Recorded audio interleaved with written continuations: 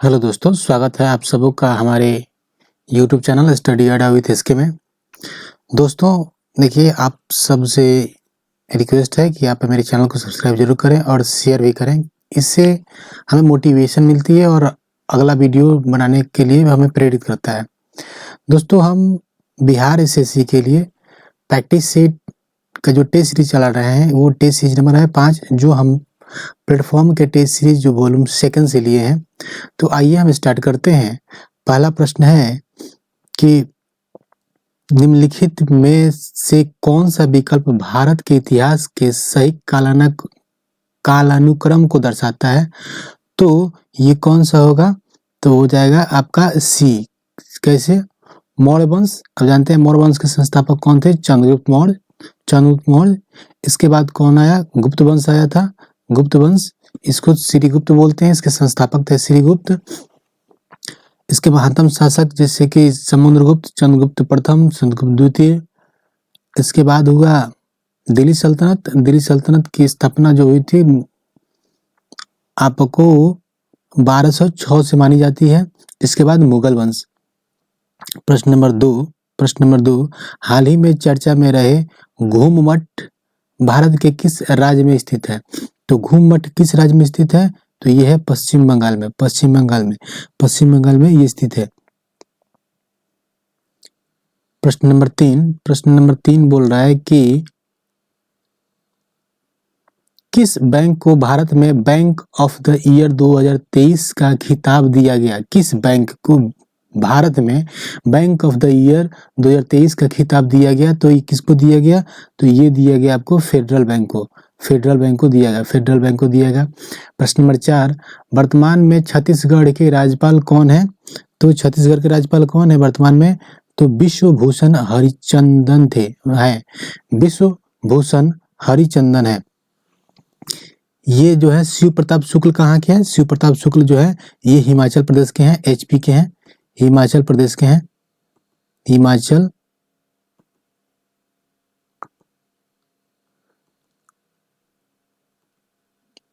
प्रदेश के हैं। फिर ये मंगू भाई छगन भाई पटेल कहाँ के हैं? मंगू भाई छगन भाई पटेल कहाँ के राज्यपाल हैं? तो ये है मध्य प्रदेश के। कंभपति हरिबाबू कहाँ के राज्यपाल हैं? तो ये है मिजोरम के राज्यपाल हैं, तब का आंसर हो जाएगा ए। 5 नंबर प्रश्न, फिलिस्तीनी लोगों के साथ संयुक्त राष्ट्र द्वारा अंतर्राष्ट्रीय एकजुटता दिवस 2023 दुनिया भर में कब मनाया गया?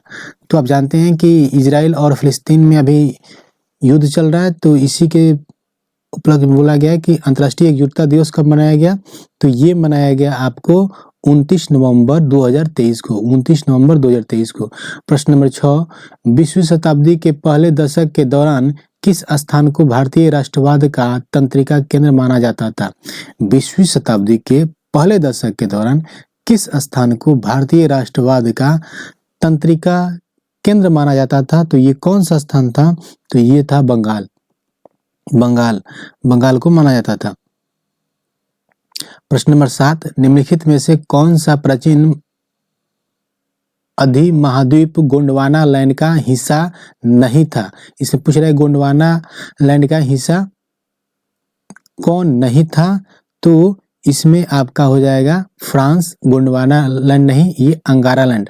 आप जानते हैं जो उत्तर दिशा की ओर जब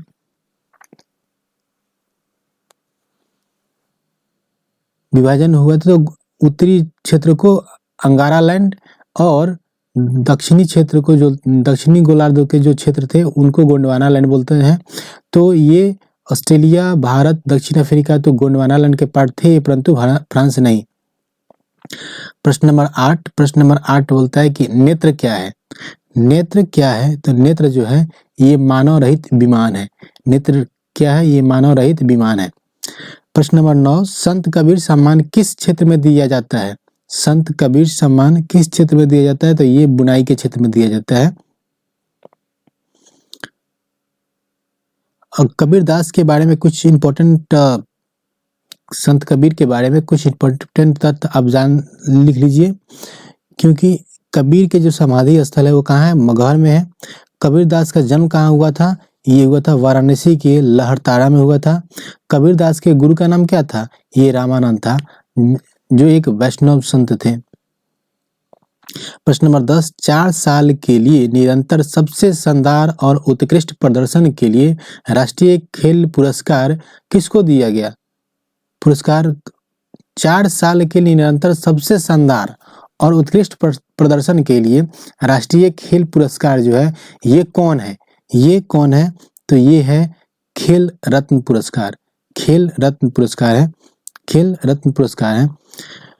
प्रश्न नंबर 11 बोल रहा है कि भारत और डैश के बीच संयुक्त सैन्य अभ्यास विनवैक्स 2023 का संस्करण दिसंबर 2023 में आयोजित किया गया।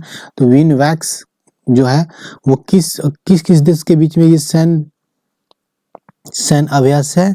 तो ये है आपको भारत और वियतनाम, भारत और वियतनाम, भारत और वियतनाम।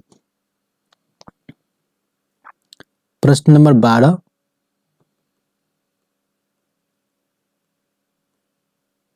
दक्षिणी सूडान की राजधानी कहाँ है? दक्षिणी सूडान की राजधानी क्या है? तो दक्षिणी सूडान की राजधानी है जुबा, जुबा। वाटर पोलो में प्रत्येक पक्ष में खिलाड़ियों की संख्या कितनी होती है? तो वाटर पोलो में प्रत्येक पक्ष में खिलाड़ियों की संख्या होती है 7। कितनी होती है? 7 होती है। प्रश्न नंबर 14, सुंगलू समिति जिसने 2011 में रिपोर्ट प्रस्तुत की किससे संबंधित था? तो सुंगलू समिति किससे संबंधित था? तो ये था राष्ट्रमंडल खेलों का घोटाला से संबंधित था। सुंगलू समिति राष्ट्रमंडल खेलों के घोटाले से संबंधित था। 15 नंबर प्रश्न, अक्टूबर 2023 को सार्वजनिक क्षेत्र के किस उपक्रम को आपदा प्रबंधन में गोल्डन पीकॉक पुरस्कार से सम्मानित किया गया? तो किसको किया गया? तो ये किया गया आपको RIC लिमिटेड को ये पुरस्कार से सम्मानित किया गया। प्रश्न नंबर 16 का आंसर हो जाएगा सी।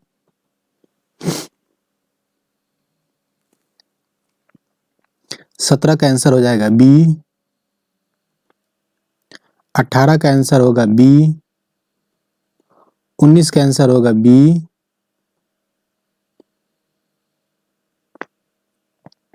20 का आंसर हो जाएगा आपको बी। 21 के आंसर हो जाएगा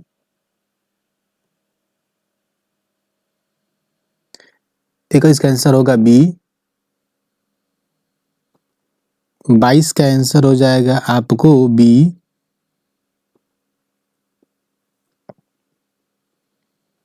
23 का आंसर हो जाएगा डी। 24 का आंसर हो जाएगा 24 का आंसर होगा डी। 25 का आंसर हो जाएगा बी। 26 का आंसर होगा ए।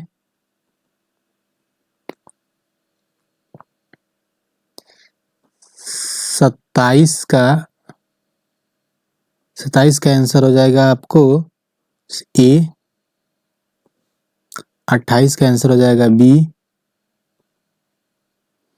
29 का आंसर हो जाएगा 29 का आंसर हो जाएगा बी। 30 का आंसर हो जाएगा बी। प्रश्न नंबर 31, निम्नलिखित में से किस अनुच्छेद में पूरे भारत में एक समान सिविल संहिता का उल्लेख करता है? तो कौन सा ये आर्टिकल है? तो आर्टिकल है 44, अनुच्छेद 44, अनुच्छेद 44। और अनुच्छेद 40 में किस चीज की व्यवस्था करता है? पंचायती राज। और अनुच्छेद 50 जो है वो कल्याणकारी राज की अवधारणा को प्रदर्शित करता है। अब जानते हैं कि भारतीय संविधान का जो भाग 4 है उसमें वो नीति निर्देशक तत्व दिया गया है। आर्टिकल 36 से लेकर 51 तक संविधान में लागू है। और 39 के तहत जैसे किया गया है कि कुछ नीति निर्देशक तत्व का प्रदान किया गया है। 50 के तहत कार्यपालिका से न्यायपालिका का पृथक्करण प्रावधान है। कार्यपालिका से न्यायपालिका का पृथक्करण इसमें प्रावधान है। प्रश्न नंबर 32, मशहूर टीवी सीरियल रामायण के निर्माता कौन थे? रामायण के निर्माता कौन थे? तो ये थे कौन? रामानंद सागर थे। प्रश्न नंबर 33, निम्नलिखित में से कौन सा स्थल पर जहां अशोक के स्तंभ मौजूद है में बैल प्रधान है, तो कौन सा स्तंभ लेख है? तो ये स्तंभ लेख है आपको रामपुरवा कहाँ पड़ता है? तो रामपुरवा बिहार के जो पश्चिम चंपारण जिले में पड़ता है, जिसमें बैल की प्रधानता है। भारतीय महिला हॉकी टीम ने महिला एशियन चैंपियंस ट्रॉफी 2023 में किस देश को हराकर स्वर्ण पदक हासिल किया है? तो कौन सा ये देश है? जापान को हराकर ये स्वर्ण पदक हासिल किया है। प्रश्न नंबर 35, जिस समय दिल्ली ब्रिटिश भारत की राजधानी बनी उस समय वायसराय कौन था? तो उस समय वायसराय जो था वो लॉर्ड हार्डिंग द्वितीय था। आप जानते हैं कि दिल्ली जो राजधानी कलकत्ता से स्थानांतरित कब की गई थी? 1911 में। उस समय लॉर्ड हार्डिंग द्वितीय भारत का वायसराय था। प्रश्न नंबर 36 बोलता है कि यूनानी रोमन कला को निम्नलिखित में से कहाँ स्थान प्रदान प्राप्त हुआ है? तो कहाँ पे हुआ है? तो ये होगा आपको गंधार कला में हम यूनानी और रोमन कला का जो सम्मिलित मिला जुला प्रभाव देखते हैं वो गंधार कला में देखते हैं। प्रश्न नंबर 37, निम्नलिखित में से वह स्थान कौन सा है जिसे यूनेस्को द्वारा विश्व विरासत स्थल के रूप में अभी तक मान्यता प्राप्त नहीं की गई है? ये पूछ रहा है। मान्यता प्राप्त नहीं की गई है वो आपको पूछ रहा है। तो किसको मान्यता प्राप्त नहीं हुई अभी तक? राजगीर को मान्यता प्राप्त नहीं हुई, जबकि एलोरा को मान्यता प्राप्त हुई है यूनेस्को के विश्व विरासत स्थल। अजंता, फतेहपुर सीकरी। प्रश्न नंबर 38, यूरेनस सूर्य के चारों ओर परिक्रमा करने में कितना समय लेता है? तो यूरेनस जो है वो आपको 84 वर्ष लेता है। 84 वर्ष कितना समय लेता है? 84 वर्ष लेता है। प्रश्न नंबर 39, नागार्जुन सागर बहुउद्देशीय परियोजना कौन सी नदी पर स्थित है? नागार्जुन सागर बहुउद्देशीय परियोजना किस नदी पर स्थित है? तो ये है आपको कृष्णा नदी पे। किस पे? कृष्णा नदी पे है। प्रश्न नंबर 40, भारत में सर्वप्रथम शून्य आधारित बजट जो है, यहाँ ध्यान दीजिए, शून्य आधारित बजट पूछ रहा है का प्रयोग कब किया गया था? तो ये किया गया आपको 1983 से 84 में। 1983 से 84 में किया गया था। कब? 1983 से 84 में किया गया था। इसके बाद प्रश्न नंबर 41, प्रथम पंचवर्षीय योजना की प्राथमिकता क्या थी? तो प्रथम पंचवर्षीय योजना कब लागू हुई थी? तो 1951 से लेकर 1956 के बीच। ये हेराल्ड डोमर मॉडल पे आधारित था और इसमें मुख्यतः प्रधानता किसको दी गई थी? कृषि का विकास। प्रश्न नंबर 42, 1857 ईस्वी के स्वाधीनता संघर्ष में वीरांगना महारानी लक्ष्मीबाई की जन्मस्थली कहाँ थी? देखिए, इनका जन्मस्थली पूछ रहा है तो कहाँ थी? ये वाराणसी। रानी तो थी झांसी की, बट इनका जन्म जो हुआ था वो वाराणसी में हुआ था, इसलिए आंसर हो जाएगा इसका वाराणसी। प्रश्न नंबर 43, इनमें से किसने गांधी जी को ब्रिटिश भारत की यात्रा करने और वहां के भूमि और लोगों के बारे में जानने की सलाह दी थी? ये कौन थे? तो ये थे आपको गोपाल कृष्ण गोखले, जो गांधी जी के राजनीतिक गुरु भी थे। प्रश्न नंबर 44, निम्नलिखित में से कौन सा विकल्प संयुक्त राष्ट्र के सतत विकास लक्ष्यों में से एक है? तो आप जानते हैं कि संयुक्त राष्ट्र विकास परिषद का जो सतत विकास का जो है 17 लक्ष्य है, उनमें से कौन सा इसमें से है? जैसे कि शून्य भूखमरी, क्या ये है क्या? तो शून्य भूखमरी बिल्कुल है, ये नंबर सही है। जलवायु पर कार्रवाई बिल्कुल ये भी सही है। जल के नीचे जीवन ये भी सही है। गुणवत्तापरक शिक्षा ये भी सही है, इसलिए हमारा आंसर हो जाएगा A, B, C, D चारों सही है। प्रश्न नंबर 45 बोल रहा है कि बक्सर की प्रसिद्ध लड़ाई कब हुई थी? तो बक्सर की प्रसिद्ध लड़ाई आपको हुई थी 22 अक्टूबर 1764 में। किसके किसके बीच?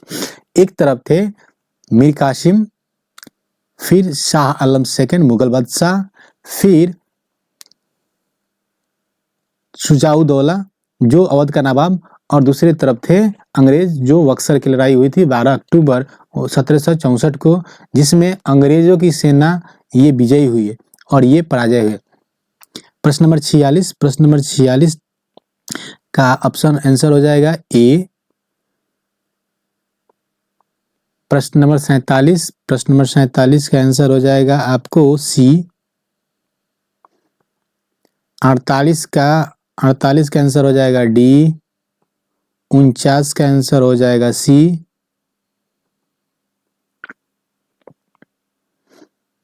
50 का आंसर हो जाएगा आपको ए। 51 का आंसर हो जाएगा बी।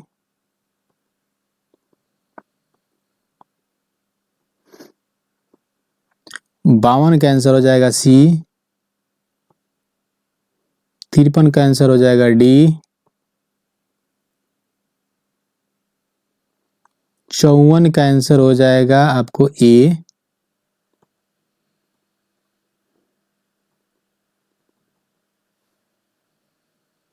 55 का आंसर हो जाएगा ए। देखिए मैथ नहीं बना रहे हैं क्योंकि इसमें समय बहुत लगेगा, इसीलिए आपको सिर्फ हम आंसर की बता दे रहे हैं, आप अपने से बना लीजिएगा। हम केवल जीएस को ही डिस्कस करेंगे। 56 का हो जाएगा बी। 57 का आंसर हो जाएगा डी।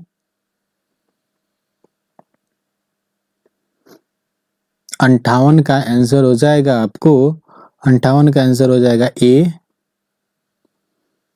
59 का आंसर हो जाएगा ए। 60 का आंसर हो जाएगा आपको ए। प्रश्न नंबर 61 बोल रहा है कि भारत का मसालों का उर्वर क्षेत्र कौन सा है? भारत का मसालों का उर्वर क्षेत्र कौन सा है, यानी भारत में मसालों के लिए उर्वर क्षेत्र कौन सा है? तो ये आपका आंसर हो जाएगा ये केरल। प्रश्न नंबर 62, भारतीय संविधान में नागरिकता के प्रावधान कब लागू हुए? तो नागरिकता के प्रावधान कब लागू हुए? तो ये हुए थे आपको 1949 में। 1949 में जो 26 नवंबर 1949 को नागरिकता से संबंधित जो अनुच्छेद है 5, अनुच्छेद 6, 7, 8, 9 ये स्वतः ही लागू कर दिए गए। प्रश्न नंबर 63, भारत में बाहरी आक्रमण अथवा सशस्त्र विद्रोह के कारण भारत के राष्ट्रपति द्वारा राष्ट्रीय आपातकाल की घोषणा किसके अंतर्गत की जाती है? तो ये की जाती है किसके अंतर्गत? अनुच्छेद 352। जबकि 360 में क्या है? ये है वित्तीय आपात। 356 में क्या है? ये है राष्ट्रपति शासन जो बोलते हैं। और अनुच्छेद 368 के तहत संविधान में संशोधन की प्रक्रिया का प्रावधान है इसमें, इसलिए हमारा आंसर हो जाएगा ए। प्रश्न नंबर 64, पंचायत समिति के सदस्य कौन कौन से होते हैं? तो पंचायत समिति के सदस्य होते हैं जो प्रत्यक्ष रूप से जनता द्वारा निर्वाचित किए जाते हैं। जो प्रत्यक्ष रूप से जनता द्वारा निर्वाचित किए जाते हैं वही पंचायत समिति के सदस्य होते हैं। 65 नंबर प्रश्न है कि चीन में गृह युद्ध की शुरुआत कब हुई थी? तो चीन में गृह युद्ध की शुरुआत जो हो गई थी 1928 से हो गई थी। 1928 से हो गई थी। प्रश्न नंबर 66, बांग्लादेश की आधिकारिक भाषा क्या है? तो बांग्लादेश की आधिकारिक भाषा जो है ये है बांग्ला भाषा है। बेलारूस की राजधानी क्या है? 67 नंबर प्रश्न में बेलारूस की राजधानी क्या है? तो बेलारूस की राजधानी है आपको मिन्स्क। बेलारूस की राजधानी जो है वो है मिन्स्क।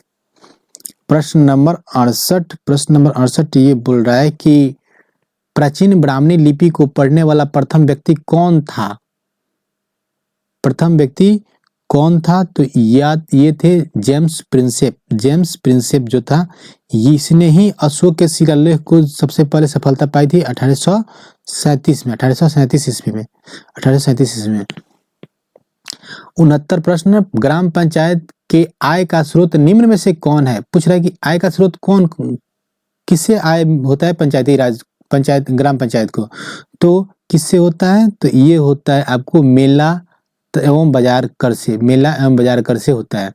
प्रश्न नंबर 70, पंचायती राज का मुख्य उद्देश्य क्या है? तो पंचायती राज का मुख्य उद्देश्य यही है कि लोगों को विकास मूलक प्रशासन में भागीदारी के योग्य बनाना, यानी आंसर डी, आंसर डी। प्रश्न नंबर 71, किस पंचवर्षीय योजना के दौरान आपातकाल लगाया गया था और नए चुनाव हुए थे जो जनता पार्टी चुनी गई थी? आप जानते हैं कि आपातकाल 1975 में लगा था और चुनाव जो हुआ था वो 1977 में, 1977 में चुनाव हुआ था। तो ये इस समय कौन सी पंचवर्षीय योजना थी? तो इस समय 5वीं पंचवर्षीय योजना थी। कौन सी योजना थी? तो 5वीं पंचवर्षीय योजना थी। प्रश्न नंबर 72 ये बोल रहा है, ये मिलान है कि सार्वजनिक वितरण प्रणाली, सार्वजनिक वितरण प्रणाली जो है ये कब लागू हुई थी? तो ये हुई थी 1992 में। बिल्कुल सही है, बिल्कुल सही है। फिर आपका अन्नपूर्ण योजना जो है, अन्नपूर्ण योजना जो है वो 2000 में, ये भी सही है। काम के बदले अनाज कार्यक्रम, ये 1977 में। लक्षित सार्वजनिक वितरण प्रणाली 1997 में। तो हमारा आंसर कौन होगा? ये होगा आंसर बी, आंसर बी। प्रश्न नंबर 73, पंचायती राज की अन्य संस्थाओं की तरह ग्राम पंचायत के लिए भी अनुदान यानी सब्सिडी का प्रावधान कौन सा संस्था करता है? पंचायती राज की अन्य संस्था जो है की तरह ग्राम पंचायत के लिए भी अनुदान यानी सब्सिडी का प्रावधान कौन सा संस्था करता है? तो ये कौन सी संस्था है? तो ये संस्था का नाम है राज्य वित्त आयोग, राज्य वित्त आयोग। प्रश्न नंबर 74, प्रश्न नंबर 74, काटमदा कृषि संबंधित राज्य जैसे कि दहिया, दहिया, दहिया किससे संबंधित है? तो दहिया मध्य प्रदेश, दहिया मध्य प्रदेश, दहिया कहाँ? मध्य प्रदेश। कुरुआ, कुरुआ कहाँ? कुरुआ जो है ये झारखंड से कृषि से संबंधित राज्य है। बड़िगा, बड़िगा जो है, बड़िगा कहाँ से संबंधित है? तो ये है उड़ीसा से, उड़ीसा से। और पेंटा, पेंटा, पेंडा कहाँ का है? ये आंध्र प्रदेश, आंध्र प्रदेश का। तो हमारा आंसर क्या हो जाएगा? आंसर हो जाएगा डी, आंसर होगा डी। प्रश्न नंबर 75, मृगनयनी का महल कहाँ स्थित है? मृगनयनी का महल ये कहाँ स्थित है? तो ये है ग्वालियर में। मृगनयनी का महल कहाँ है? ये ग्वालियर में है। जबलपुर में कौन सा है महल है? तो जबलपुर में मदन महल है, मदन महल है। फिर आपको अब ये बताया कि जयपुर में कौन सा महल है? तो जयपुर में जो है, जयपुर में नाहरगढ़ फोर्ट है, नाहरगढ़ फोर्ट है, नाहरगढ़ फोर्ट है, नाहरगढ़ फोर्ट है। प्रश्न नंबर 76,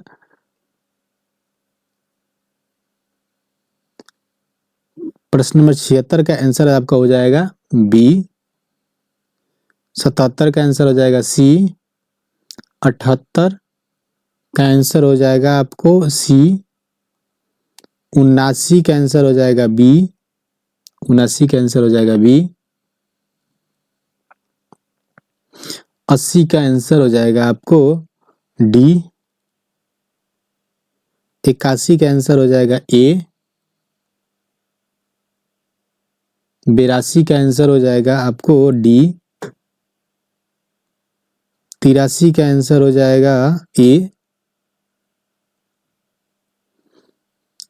84 का आंसर हो जाएगा बी। 85 का आंसर हो जाएगा डी।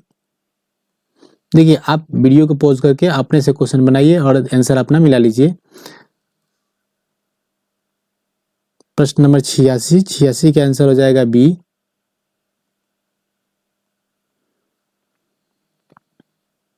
87, 87 का आंसर हो जाएगा आपको डी। 88 का आंसर हो जाएगा आपको सी। 88 का आंसर हो जाएगा सी। 88 का आंसर सी। 89 का आंसर हो जाएगा सी।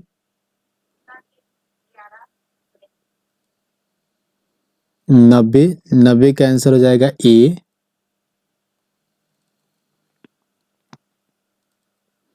91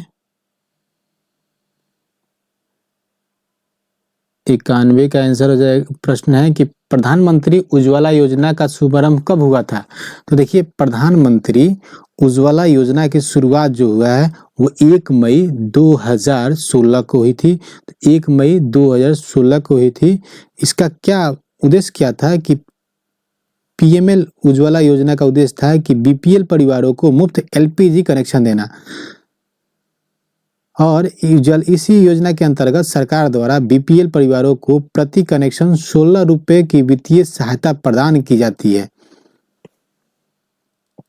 प्रश्न नंबर 92, मथुरी लोक नृत्य इनमें से किस राज्य में प्रचलित है? तो मथुरी लोक नृत्य कहाँ प्रचलित है? देखिए, ये आपको कंफ्यूज कर सकता है कि मथुरी जो, जैसे आप लगा सकते हैं कि हाँ ये मथुरी है तो ये यूपी होगा, जबकि ये है तेलंगाना। मथुरी लोक नृत्य कहाँ की है? ये है तेलंगाना की है। प्रश्न नंबर 93, संसद की प्रकलन समिति है क्या है? एक अस्थाई है कि अस्थाई है? ये अस्थाई है या अस्थाई है? तो ये अस्थाई है, अस्थाई नहीं है। प्रश्न नंबर 94, नाम दफा बाघ अभयारण्य किस राज्य में है? तो ये है अरुणाचल प्रदेश में। नाम दफा ये है अरुणाचल प्रदेश में।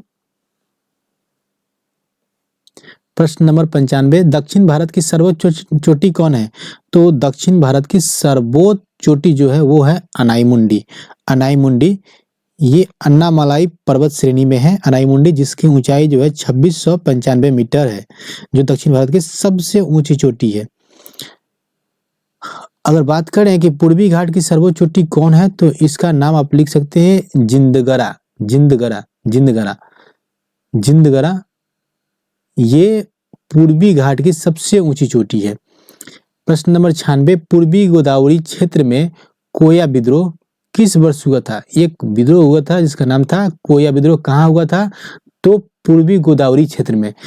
इसमें पूछ रहा है कि हुआ कब था? तो ये हुआ था आपको 1879 से लेकर 1880 के बीच में हुआ था।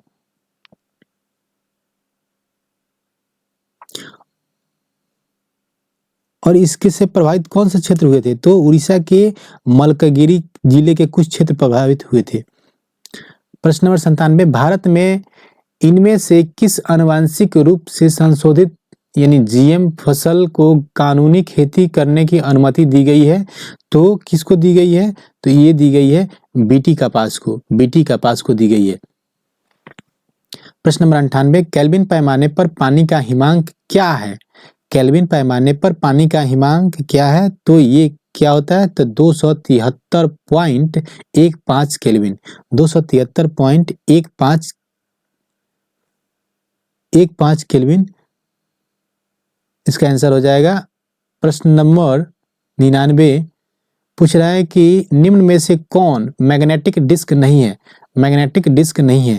क्या डिस्क पैक मैग्नेटिक डिस्क है? बिल्कुल है। जिप डिस्क ये भी मैग्नेटिक डिस्क है। ये है विचेस्टर डिस्क, ये भी है। जबकि डीवीडी जो है ये मैग्नेटिक डिस्क नहीं है। प्रश्न नंबर 100, 1935 में निम्नलिखित में से किसने शैवाल की संरचना और उसके प्रजनन तंत्र की व्याख्या की थी? तो ये किसने किया था? तो ये थे आपको F.I. फ्रिच ने शैवाल की संरचना और उसके प्रजनन तंत्र की व्याख्या की थी।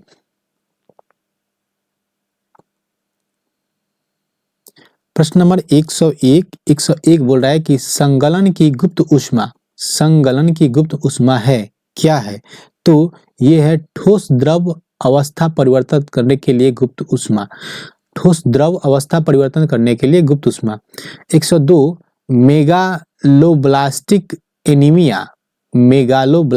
एनीमिया किस विटामिन की कमी के कारण होता है? ये एक रोग है। किस विटामिन के कारण कमी के कारण होता है? तो ये होता है विटामिन B12 के कमी के कारण ये बीमारी होती है। 103, इनमें से कौन सा उभयधर्मी ऑक्साइड है? इनमें से पूछ रहे कौन सा उभयधर्मी ऑक्साइड है? तो कौन है? तो ये है जिंक ऑक्साइड। अब कौन कौन से उभयधर्मी ऑक्साइड होते हैं? तो देखिए, जिंक के ऑक्साइड होते हैं, एल्युमिनियम, फिर आपको हो जाएगा Pb फिर Sn, ये सब उभयधर्मी ऑक्साइड बनाते हैं। प्रश्न नंबर 104, इकोलॉजी शब्द डैश शब्द ओकोलॉजी से बना है, किस शब्द से बना है? तो इकोलॉजी जो है ये यूनानी शब्द से बना है, यूनानी शब्द से बना है। प्रश्न नंबर 105, निम्नलिखित में से कौन सा रोग विषाणु से होता है? पूछ रहा है कि कौन वायरल डिजीज है। तो क्या टाइफाइड विषाणु से होता है? क्या टाइफाइड जो है क्या विषाणु से होता है? नहीं। चिकन पॉक्स जो है वो विषाणु से होता है, चिकन पॉक्स विषाणु से होता है। 106 के आंसर हो जाएगा बी। 107 का आंसर हो जाएगा सी।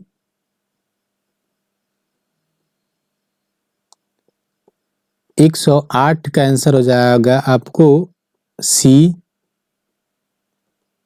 109 का आंसर हो जाएगा बी। 110 का आंसर हो जाएगा आपको बी।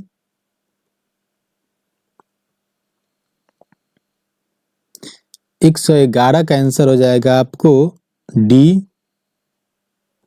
112 का आंसर हो जाएगा आपको सी। 112 का आंसर हो जाएगा आपको सी। 113 का आंसर हो जाएगा डी। 114 का आंसर हो जाएगा 114 का आंसर हो जाएगा बी। 115 का आंसर हो जाएगा बी। 116 का आंसर हो जाएगा 116 का आंसर हो जाएगा डी। 117 का आंसर हो जाएगा डी। 118 का आंसर हो जाएगा डी। 119 का आंसर हो जाएगा बी। 120 का आंसर हो जाएगा 120 का आंसर हो जाएगा सी। प्रश्न नंबर 121, नेत्र लेंस की फोकस दूरी में वृद्धि हो जाती है जब नेत्र की पेशियां क्या होती है? पूछ रहा है कि कौन सी घटना होती है कि नेत्र की जो है लेंस की फोकस दूरी में वृद्धि हो जाती है। तो ये क्या होती है? तो शिथिल होती है तथा लेंस मोटा हो जाता है। क्या होता है? नेत्र की पेशियां जो है वो शिथिल होती है तथा लेंस जो है वो मोटा हो जाता है, इसी कारण ये लेंस की फोकस दूरी में वृद्धि हो जाती है। 122 नंबर प्रश्न जो है 122 नंबर प्रश्न, किसी पिंड का जड़त्व क्या करता है? यानी उसकी चाल बढ़ाता है, उसकी चाल को कम करता है, कि उसकी गति की अवस्था में परिवर्तन का प्रतिरोध करता है, घर्षण के कारण अवमंदित करता है, क्या करता है? तो ये आपको उसकी गति की अवस्था में परिवर्तन का प्रतिरोध करता है किसी पिंड का जड़त्व।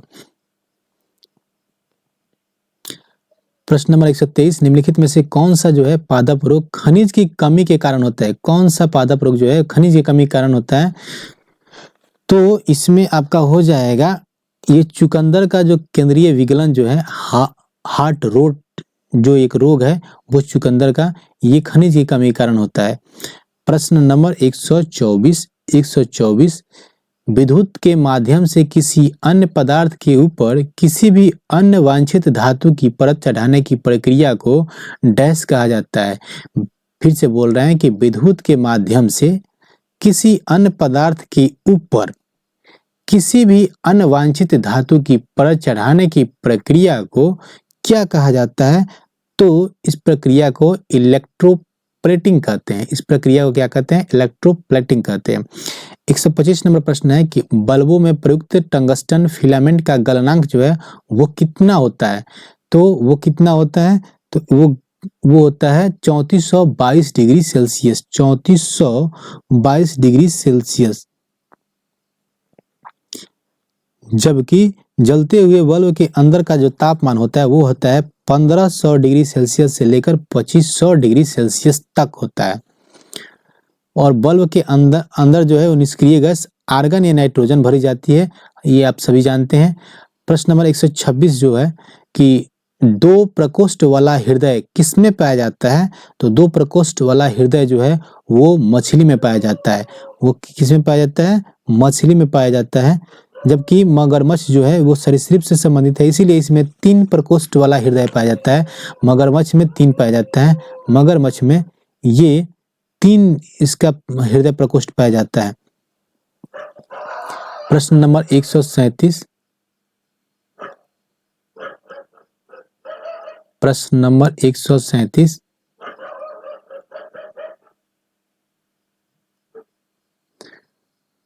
प्रश्न नंबर 127 क्या है कि न्यूरॉन में विद्युत संकेत रासायनिक संकेत में कहाँ बदलता है? न्यूरॉन में जो विद्युत संकेत जो है रासायनिक संकेत में कहाँ बदलता है? तो ये बदलता है आपको एक्सॉन छोर पर, एक्सॉन छोर पे, एक्सॉन छोर पे, एक्सॉन छोर पे। तो आंसर क्या हो जाएगा? आंसर हो जाएगा बी 28। 128 का पूछ रहा है गलत वाक्य ढूंढिए। इसमें गलत वाक्य कौन है? तो इसमें गलत वाक्य जो है ये डी जो है केशिकत्व को प्रद्रव्य भी कहा जाता है, ये कथन जो है गलत है, बाकी सारे के सारे कथन सही है। ये बोल रहा है कि फेरस ऑक्साइड और फेरस मोनोऑक्साइड में ऑक्सीजन के भारों का अनुपात ज्ञात करें। तो क्या होगा आपको? इसका आंसर हो जाएगा आपको 3:1, 3:1, 3:1। निम्न में से कौन सा कथन गलत है? सभी रज्जुकी या कॉर्डेटा जो है किसमें मेरुदंड होता है, कि डिप्लोब्लास्टिक होते हैं, कि कोलोमेट होते हैं, कि पृष्ठीय तंत्रिका नाल होती है? तो इसका आंसर क्या हो जाएगा? इसका आंसर हो जाएगा बी डिप्लोब्लास्टिक होते हैं। 131 ऑक्सीजन की कमी से क्रिकेट के खिलाड़ियों की पेशियों में प्रायः खिंचाव उत्पन्न होने लगता है, ऐसा इस कारण होता है क्योंकि इसका पायरुवेट का लैक्टिक अम्ल में बदलने लगता है। जो पायरुवेट का लैक्टिक जो है अम्ल में बदलने लगता है, पायरुवेट का लैक्टिक अम्ल में बदलने के कारण होता है। प्रश्न नंबर 132, निम्नलिखित में से कौन सी संरचना ऊतकों की मरम्मत तथा अंगों में खाली स्थान में भरने में सहायता करती है? तो ये कौन सी होगी? तो ये होगी गर्तिका या एरियोलर बोलते हैं इसको, एरियोलर बोलते हैं। 132 के सी। 133 नंबर बोल रहा है कि एक परमाणु रिएक्टर में नियंत्रण रॉड जो है कैडमियम रॉड क्या काम करता है? तो ये क्या काम करता है? तो ये चैन रिएक्शन को नियंत्रित करने के लिए अतिरिक्त न्यूट्रॉन का अवशोषण करता है। तो हमारा आंसर हो जाएगा बी। 134, जब किसी उदासीन धातु के गोले को धनात्मक रूप से आवेशित कांच की छड़ के संपर्क से आवेशित किया जाए तो यह गोला क्या होगा? तो इसका आंसर हो जाएगा आपको ये इलेक्ट्रॉन गंवाएगा। क्या होगा? ये गोला इलेक्ट्रॉन गंवाएगा। आंसर ए।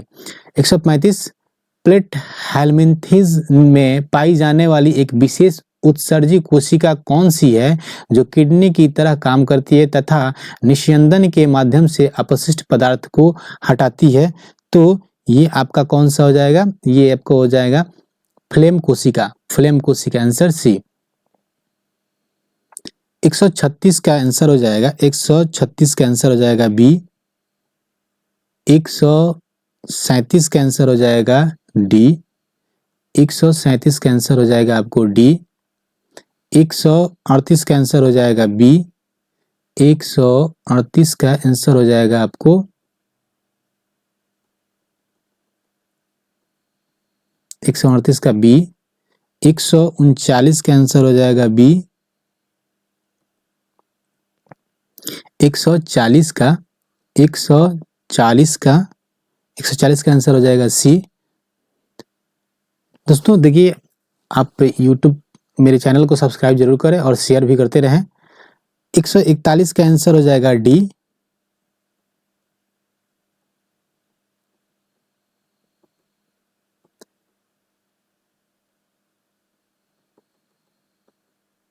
142 का आंसर हो जाएगा आपको 142 का आंसर हो जाएगा बी।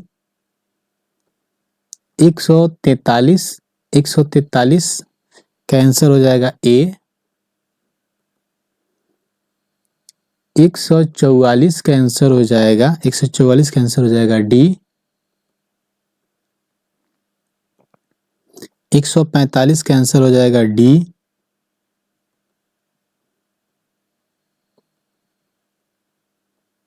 146 का आंसर हो जाएगा बी। 147 का आंसर हो जाएगा ए। 100 आयत है। 148 का आंसर हो जाएगा आपको ए। 149 का आंसर हो जाएगा आपको ए और 150 का आंसर हो जाएगा सी। तो दोस्तों ये रहा हमारा 5 नंबर प्रैक्टिस सेट जिसको हमने डिस्कस किया। तो दोस्तों आशा करते हैं आपके लिए लाभदायक होगा। तो मेरे चैनल को सब्सक्राइब जरूर करें और शेयर भी करें और लाइक जरूर करें। धन्यवाद।